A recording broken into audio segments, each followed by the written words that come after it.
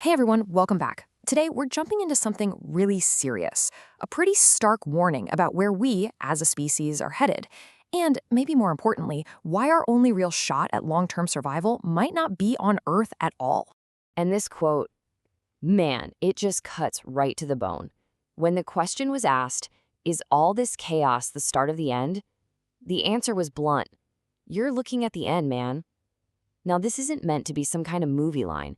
It's a serious diagnosis that the era of, you know, artificial calm we've all grown up in, it's over. So let's dive into our first section, A World Comes Undone. And it kicks off with a really critical idea. That stable world we all thought was normal, well, it wasn't normal, and it is definitely not coming back. See, for most of our lives, we've been living inside what's being called an artificially stagnant bubble. This whole post-World War II setup where, if you think about it, not much fundamentally changed for decades, that bubble is now popping right in front of our eyes. And this slide just drives the point home in a really chilling way. We're seeing things happen for the very first time in human history. Hypersonic missiles smashing into modern cities, warfare that looks like a video game with these FPV drones, and a terrifying number of countries are now in the nuclear club, with tensions ratcheting up. The old rules of the game, they're gone. Now here's the crazy part. While our world felt like it was standing still, our power has been quietly, skyrocketing. This timeline shows what are called high-leverage ideas. These are concepts that with just a tiny input, create these massive, world-altering tidal waves. Back in the 50s, boom, we cracked the atom and the code of life. Then in 2009, Bitcoin basically created scarcity in the digital world. And in 2017, one single academic paper kicked off the entire LLM revolution we're living through now. The problem? We've got all this godlike power, but our wisdom, it hasn't grown one bit to match it. And all this new power, combined with all this new instability, it leads us right to our single greatest vulnerability. Which brings us to Section 2, all eggs, one basket. The problem is actually brutally simple when you think about it. Every single thing we are, everything we've ever built, every dream, every hope for the future, it's all stuck right here, trapped inside one single, fragile planetary atmosphere. And that single atmosphere is basically our Achilles heel. I mean, the very threats we've created are now global, right? Nuclear fallout doesn't care about your passport. A designer virus could hit every continent. And climate collapse, we all share the same air. Our single planet existence makes us catastrophically fragile. And this quote just brilliantly captures the mental shift we need to make. Earth isn't our final destination. It's our starting point. As the source material puts it so well, this is our womb, this is not our home. It's time to be born. Okay, so if the danger is so obvious, why are we still stuck here? What's the holdup? That brings us to Section 3, Science's Stagnant Engine. The argument here is that the very machine of human progress has sputtered to a halt.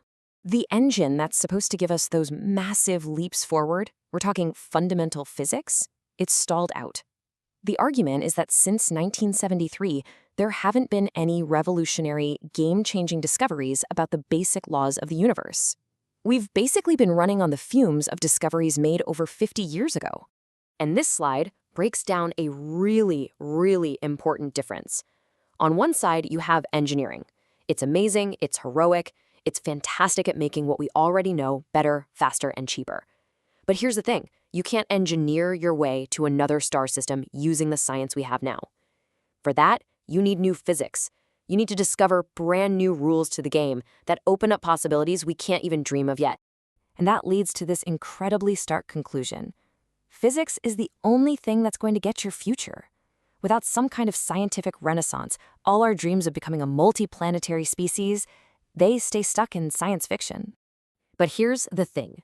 The problem isn't just about the science we don't have. It's also about the society we're becoming. And that's Section 4, our unraveling culture. The core idea here is that we've started tearing down the very things that give us a reason to build for the long term. We're unhooking from these foundational structures like family, religion, and just the simple idea of legacy, the frameworks that make us think beyond our own short lives. This is explained with a really powerful analogy, the scuba diver. So a diver's urge to breathe doesn't actually come from a lack of oxygen. That's the ultimate need. It comes from CO2 buildup, the proximate signal. A skilled diver can trick their body into ignoring that signal to go deeper, but the danger is they suddenly realize they're out of air and way too far from the surface. In the same way, our society is getting really good at optimizing for short-term fixes and pleasures, while unhooking from our ultimate need for long-term survival. We're going dangerously deep without even realizing it. And you can even see this cultural shift in how we're thinking about AI. The big idea here is that these large language models, they're not some new alien intelligence. They're a mirror. And the reason they're so good at mimicking us is because, and this is the uncomfortable part, most of what we do all day is already scripted and repetitive. It isn't really that creative or intelligent. Which leaves us with a really challenging question, doesn't it? For you, for me, for all of us, if an AI can perfectly automate so much of our daily lives, how much of what we used to call human intelligence was ever really that intelligent to begin with? So after all that, where do we go from here? Is there a way out? Well, that brings us to our final section, the only way out. And the solution that's proposed is a two-parter, hitting both our cultural problem and our science problem. And this slide just lays it out so perfectly. These two things have to be solved together. First, a cultural renaissance. We have to start valuing long-term thinking again, which means reinvesting in things like family and legacy to build a future that we actually care about saving. And second, a scientific revolution. We absolutely have to break this 50-year-long stagnation in physics to get the new tools we need to actually get to that future. And the motivation for all of this is actually really powerful. It's not just about exploring space because it's cool. It's about creating a future that is so inspiring that it makes us care about our purpose right here, right now.